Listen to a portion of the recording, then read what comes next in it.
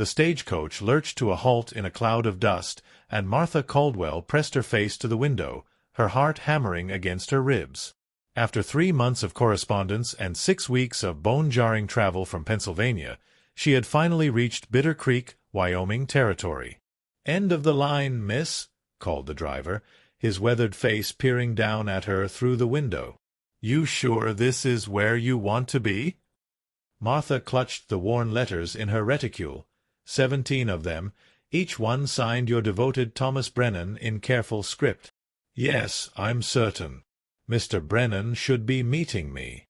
She stepped down onto the wooden sidewalk, her traveling dress dusty and wrinkled, her dark hair escaping its pins after the long journey. Bitter Creek stretched before her like something from a nightmare, a single muddy street lined with hastily built structures that looked ready to collapse in the next strong wind. The saloon's batwing doors hung askew, and the general store's sign dangled from one chain. But it was the crowd gathered at the far end of town that made her blood turn to ice. "Ma'am," a young boy, perhaps 12, had approached her with his hat in his hands. "You wouldn't be Miss Caldwell, would you?" "Yes, I am." She forced a smile. "Do you know where I might find Mr. Thomas Brennan?" The boy's face crumpled, and he pointed toward the crowd. "Ma'am, I'm real sorry, but Mr. Brennan, he's over yonder." Martha followed his trembling finger, and her world tilted. Through the gaps in the crowd, she could see it, a crude gallows constructed from railroad ties, and hanging from it, the lifeless form of a man in a brown suit. The same brown suit Thomas had described in his last letter, the one he'd planned to wear for their wedding. Her knees gave way, and she sank onto her trunk, the letters spilling from her hands to scatter in the Wyoming wind. 6 weeks of jolting stagecoaches, sleeping in flea-bag hotels, living on hardtack and hope, all to arrive in time to see her intended husband swaying in the October breeze. "What happened?" she whispered. The boy shifted uncomfortably. "Vigilantes got him 3 days ago, ma'am. Said he was rustling cattle from the big ranchers. Had a trial and everything, but—" He shrugged with the casual acceptance of a child who'd grown up where death was commonplace. Martha stared at the gallows, her mind reeling. In his letters, Thomas had written of his small ranch, his hopes for the future, his dreams of building a life with her. Never once had he mentioned cattle rustling or trouble with vigilantes. Where was I supposed to stay?" she asked, her voice barely audible above the wind. "Mr. Brennan had a cabin about 2 miles out of town," the boy said. "But I reckon it ain't much to look at now. Vigilantes burned most of it." The crowd around the gallows was beginning to disperse, men heading back to their business with the casual indifference of those accustomed to frontier justice. A few women shot pitying glances in Martha's direction before hurrying away, their skirts whisking through the dust. Martha gathered the scattered letters with shaking hands, Thomas's promises of love and security now nothing more than paper and ink. She had sold everything she owned in Pennsylvania, her mother's china, her father's books, even her grandmother's wedding ring, to pay for the journey west. She had exactly $17.32 to her name, no family to return to, and winter was coming to Wyoming Territory. "Ma'am." The boy was still standing there, his young face creased with worry. "You got somewhere to go?" Martha looked down the dusty street of Bitter Creek, then back at the gallows where the man she'd traveled across a continent to marry hung like a grim warning. She thought of the comfortable life she'd left behind, the teaching position at the girls' school, the safety of familiar streets and known faces. All of it was gone now, burned away like Thomas Brennan's cabin. "I suppose," she said, surprising herself with the steadiness of her voice, "I'll have to figure that out." The woman who opened the door of the Bitter Creek boarding house was perhaps 50, with steel-gray hair pulled back severely and eyes that had seen more than their share of trouble. She looked Martha up and down with the calculating gaze of someone who'd learned not to trust first impressions. "You'd be the mail-order bride," she said. It wasn't a question. "Yes, ma'am. Martha Caldwell." I I was supposed to marry Thomas Brennan. Was supposed to. The woman stepped aside, gesturing Martha into the dim interior. That's about the size of it, I reckon. I'm Eleanor Hatch. I run this place. The boarding house was sparse but clean, with a few mismatched chairs around a pot-bellied stove and stairs leading to what Martha assumed were the sleeping rooms. The smell of coffee and beans lingered in the air. "I'll need a room," Martha said, then hesitated. "Though I should tell you, I don't have much money." Eleanor poured coffee from a battered pot into 2 tin cups. "Thomas Brennan was a good man," she said without preamble. "Don't let anybody in this town tell you different. What they did to him was murder, plain and simple." Martha accepted the coffee, grateful for its warmth. The boy said he was rustling cattle. Thomas Brennan never stole so much as a biscuit. Eleanor's voice carried the weight of absolute certainty. He had a small spread, maybe 100 head of his own cattle. Worked harder than any 3 men to make that place pay. But that wasn't good enough for Clayton Morrison and his friends. Clayton Morrison? Owns the biggest ranch in these parts. Came here after the war with money and connections back east. Thinks he owns this whole territory. Eleanor sipped her coffee, her eyes distant. Thomas had water rights to Willow Creek. Best water for 50 miles around. Morrison wanted those rights, and when Thomas wouldn't sell. She didn't need to finish. Martha understood well enough. 3 witnesses swore they saw Thomas with Morrison cattle, Eleanor continued. 3 witnesses who all happened to work for Morrison's ranch. Convenient, don't you think? Martha felt a chill that had nothing to do with the October wind rattling the windows. Didn't anyone speak up for him? Eleanor's laugh was bitter. Speak up against Clayton Morrison in this town? You might as well put a rope around your own neck. The sheriff's on Morrison's payroll. Half the businessmen owe him money, and the other half are too scared to cross him. But surely someone. Thomas died alone, girl. That's the truth of it. And anybody who might have helped him knows they could be next. Martha stared into her coffee, seeing Thomas's letters in her mind. His careful script, his shy declarations of affection, his dreams of building something lasting together. Had he known what was coming? Had he died thinking she'd abandoned him? "There's something else you should know," Eleanor said quietly. "About why you're really here." Martha looked up, confused. Thomas didn't send for a bride because he was lonely. Well, not just because of that. Eleanor leaned forward, lowering her voice. He'd gotten hold of something. Papers. Documents that proved Morrison was using forged bills of sale to claim land that belonged to homesteaders. Thomas was planning to take them to the territorial capital, maybe even to Washington. Papers. Hidden somewhere on his property. Morrison's boys tore that cabin apart looking for them, but they never found what they were after. Thomas was too smart for that. Eleanor's eyes gleamed with something that might have been hope. He needed someone he could trust, someone from outside who couldn't be bought or threatened. Someone like a wife. Martha felt the world shift beneath her again. "You think that's why he wanted to marry me? For these papers?" "I think Thomas Brennan was a good man who found himself in an impossible situation. And I think he cared about you, girl. His letters proved that much. But I also think he knew he was living on borrowed time, and he wanted to make sure someone would carry on his fight if something happened to him." The coffee had grown cold in Martha's hands. Outside, she could hear the sound of horses and men's voices, the everyday sounds of a frontier town going about its business. But now she understood the undercurrent of fear that seemed to permeate everything.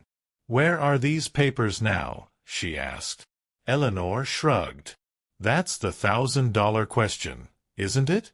Morrison's still looking, which means they're still out there somewhere. And as long as they are, This town's going to stay under his boot. Martha thought of her $17.32, of the long journey back to Pennsylvania, of the life she'd left behind. Then she thought of Thomas Brennan hanging from that gallows, dying alone and branded a thief.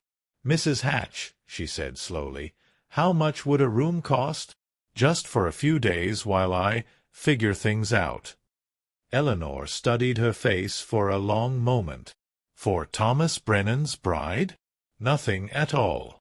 But I should warn you, staying in this town might be the most dangerous thing you ever do." Martha nodded, understanding perfectly. But as she looked out the window toward the now empty gallows, she realized that running away might be even more dangerous to the person she was trying to become. The ruins of Thomas Brennan's cabin stood like broken teeth against the Wyoming sky. Martha picked her way through the charred timbers, her borrowed boots crunching on glass and debris. Eleanor had insisted she take the rifle, though Martha had never fired a gun in her life. "It's not loaded," Eleanor had said with a grim smile. "But they don't need to know that." The morning sun cast long shadows across what had once been Thomas's home, their home, if things had gone differently. Martha tried to imagine it as it had been: the kitchen where she would have cooked their meals, the sitting room where they would have spent quiet evenings, the bedroom where... She pushed the thought away. Thomas was dead, and she was alone in Wyoming Territory with winter coming fast. The vigilantes had been thorough. Every piece of furniture was destroyed, every floorboard pried up, every wall torn open. They'd even dismantled the stone chimney, looking for hiding places. But as Martha studied the destruction, she began to see a pattern in the chaos. They'd searched inside the cabin, but what about outside? She walked the perimeter of the property slowly, looking for anything that might indicate a hiding place.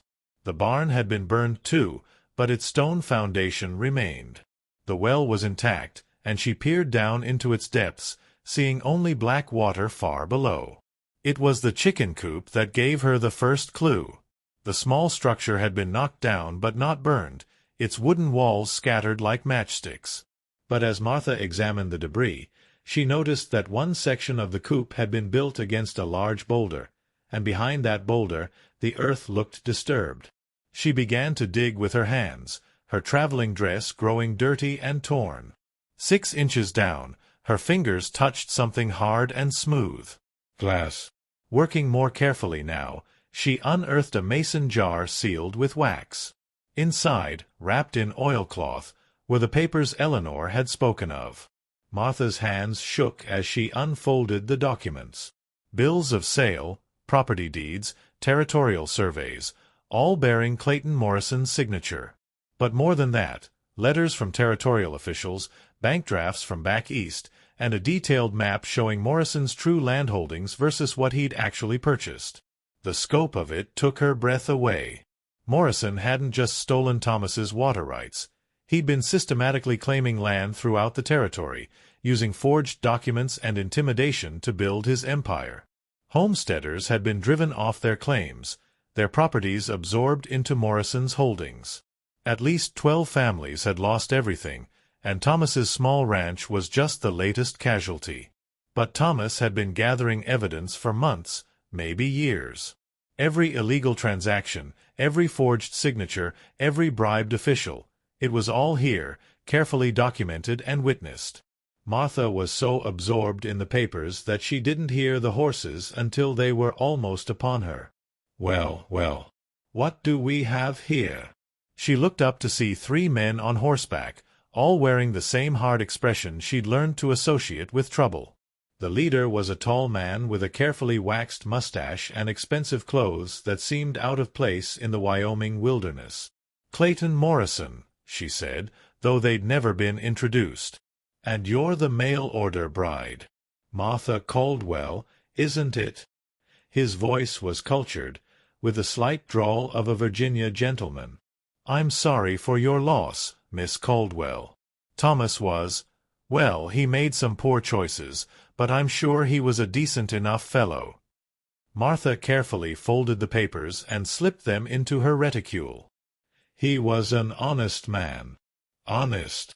Morrison's smile didn't reach his eyes. That's one way to put it. Tell me, what brings you out to this sad place? Surely there's nothing left here worth salvaging. I wanted to see where he lived. Where we would have lived. Of course, of course. Quite natural. Morrison dismounted, his boots crunching on the debris. You know, Miss Caldwell, I feel partially responsible for your situation. If Thomas had simply accepted my offer for his property, none of this unpleasantness would have been necessary. Unpleasantness? Martha's voice rose despite her effort to stay calm. You call murder unpleasantness? Now. Let's not get emotional. Thomas Brennan was tried and convicted by a jury of his peers. Justice was served, however regrettable the outcome. Morrison took a step closer. The question now is what to do about you. Martha's hand moved instinctively to the rifle, though she knew it was useless. I'm not your concern, Mr. Morrison. Oh, but you are. You see, you've come all this way, spent your money, given up your old life. That must have been quite a sacrifice. I'd hate to see you leave empty-handed. He reached into his coat and withdrew a leather wallet. I'm prepared to offer you $500, enough to return east in style and start over. All I ask in return is that you forget about Thomas Brennan and whatever foolish notions he might have put in his letters. Martha stared at the money. $500 was more than she'd seen in one place in her entire life. It would buy passage back to Pennsylvania, rent a small apartment, maybe even allow her to resume her teaching career. But she thought of Thomas hanging from the gallows, dying alone and branded a thief. She thought of Eleanor's words about the families Morrison had destroyed. She thought of the papers in her reticule, evidence that could bring justice not just for Thomas, but for everyone Morrison had wronged. "Keep your money, Mr. Morrison," she said quietly. His smile faded. "I hope you won't live to regret that decision, Miss Caldwell. Wyoming Territory can be a very dangerous place for a woman alone. Accidents happen. People disappear. It would be such a shame if something unfortunate were to befall Thomas Brennan's bride." He remounted his horse, his companions flanking him like wolves. "Think about my offer, Miss Caldwell. I'm a patient man, but my patience has limits. And winter's coming soon. Very soon indeed." As they rode away, Martha stood alone among the ruins of her dreams, clutching the evidence that could save a town, or get her killed. The wind picked up, carrying the scent of snow from the distant mountains, and she realized that her real journey was just beginning. The territorial marshal arrived on the morning train 3 days later, a weathered man with kind eyes and a badge worn smooth by years of use. Martha had sent her telegram 2 nights before, after Morrison's second visit, this time with 6 men and barely concealed threats. "Miss Caldwell?" The marshal approached her on the platform, his voice gentle. "I'm Marshal John Whitman. I understand you have some concerns about recent events in Bitter Creek." Martha glanced around nervously. Half the town seemed to be watching, including 2 of Morrison's men lounging outside the saloon. "Perhaps we could speak privately, Marshal?" They met in Eleanor's kitchen, the papers spread across the scarred wooden table like accusations waiting to be heard. Marshal Whitman examined each document carefully, his expression growing grimmer with every page. "This is comprehensive," he said finally. "How did Thomas Brennan gather all this?" "I think he suspected something was wrong long before he had proof," Martha replied. "He was methodical, patient. He must have spent months documenting every transaction, every suspicious deal." "And Morrison knows you have these?" "He suspects. He's offered me money to leave town and forget what I've seen." Marshal Whitman leaned back in his chair, his weathered hands clasped in front of him. "Miss Caldwell, I won't lie to you. This is enough evidence to hang Clayton Morrison and half his crew. But getting it to court, that's another matter entirely. Morrison owns the local sheriff, most of the businessmen, and probably the judge too. Martha felt her heart sink. Then Thomas died for nothing? Not necessarily. I have authority to make arrests in territorial cases, and this evidence suggests Morrison's been defrauding the territorial government out of thousands of acres. That's a federal offense. He paused, studying her face. But I'll need you to testify. That means staying in Wyoming until the trial, and it means Morrison will do everything in his power to stop you. Through the window, Martha could see the empty gallows still standing at the end of Main Street. Thomas's body had been cut down and buried, but the structure remained as a reminder of Morrison's power. "Marshal," she said quietly, "what kind of man kills another man for water rights?" "The kind who thinks the law doesn't apply to him. The kind who's been getting away with it for so long he believes he's untouchable." Whitman gathered the papers carefully. Morrison came here after the war with carpetbag money and Eastern connections. He's used intimidation and corruption to build his empire, but he's finally overreached himself. Eleanor entered the kitchen, her face tense. "Marshal, you'd better come quickly. Morrison's gathering his men in front of the hotel. Looks like trouble." Through the window, they could see at least a dozen riders assembling in the street. Morrison sat his horse in the center, his expensive coat stark against the dusty backdrop of frontier buildings.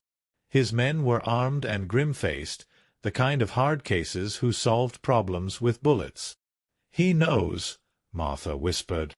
"Most likely." Marshal Whitman checked his pistol and adjusted his badge. "Miss Caldwell, I want you to stay here with Mrs. Hatch. Lock the doors and don't come out no matter what happens." But Martha was already reaching for the rifle Eleanor had given her. "If Thomas couldn't stand alone against Morrison, what makes you think you can?" "Because I'm the law, and those papers make Morrison a criminal." "That changes everything." "Does it?" "The law didn't save Thomas." Marshal Whitman paused at the door, his hand on the frame. "Miss Caldwell, Thomas Brennan died because he faced Morrison alone, without proof anyone would believe and without legal authority to back him up." "That's not the case today." Martha looked out at the street, where Morrison's men waited like a pack of wolves. Then she looked at the papers that represented months of Thomas's careful work, his hope for justice, his faith that truth would eventually prevail. "Marshal," she said, "I'm coming with you." "Absolutely not. It's too dangerous. Those papers mean nothing without someone to explain how they were found and why they matter. Thomas died trying to get this evidence to the right people. I won't let his sacrifice be wasted because I was too frightened to finish what he started." Eleanor stepped forward, her own shotgun in hand. "Girl's right, Marshal. Besides, you'll need witnesses. Morrison's used to controlling the narrative in this town. Time somebody stood up and told the truth." Marshal Whitman looked at both women, then at the papers that could finally bring justice to Bitter Creek. Outside, Morrison's voice could be heard addressing his men, preparing them for violence. "All right," he said finally. "But we do this my way. Miss Caldwell, you stay behind me at all times. Mrs. Hatch, cover the door in case they try to rush us. And remember, we're not looking for a fight. We're here to serve legal papers and make arrests." As they stepped out onto the wooden sidewalk, Martha felt the weight of Thomas's letters in her reticule, his words of love and hope now transformed into something harder and more determined. She had come to Wyoming Territory to be a bride, but she was about to become something far more dangerous to men like Clayton Morrison. She was about to become a witness to the truth. The confrontation lasted less than 10 minutes. Marshal Whitman's federal authority, combined with the undeniable evidence of Morrison's crimes, broke the spell of fear that had held Bitter Creek in thrall. One by one, Morrison's hired guns melted away rather than face federal charges. The corrupt sheriff tried to assert his authority and found himself under arrest alongside his patron. Morrison himself maintained his composure until the very end, when the handcuffs clicked shut around his wrists. Then his mask slipped, revealing the calculating predator beneath the gentleman's facade. "You have no idea what you've done," he told Martha as Marshal Whitman led him toward the train. "I have friends, connections. This won't end here." "You're right," Martha replied, surprising herself with the steadiness of her voice. "It won't end here. Every family you've cheated, every homesteader you've driven off their land, they'll all have their day in court now." As the train pulled away, carrying Morrison toward territorial justice, Martha stood on the platform watching the Wyoming landscape stretch endlessly toward the horizon. She thought of Thomas, of the life they'd planned together, of the dreams that had died on a frontier gallows. But she also thought of the future, not the one she'd imagined when she left Pennsylvania, but the one she was choosing now. The territorial government would need someone to help identify Morrison's victims, to assist with land redistribution, to serve as a witness in the trials to come. Bitter Creek would need a new beginning, and Martha Caldwell had decided to be part of it. She had come west to be a mail-order bride and found her groom hanging from the gallows. But in losing that life, she had discovered something more valuable: the courage to stand for justice, even when standing alone. Thomas Brennan's final gift to her wasn't love, it was the strength to fight for what was right, no matter the cost. As winter settled over Wyoming Territory, Martha began the long work of healing a wounded town, carrying Thomas's memory forward not as a grief to be endured, but as a promise to be kept.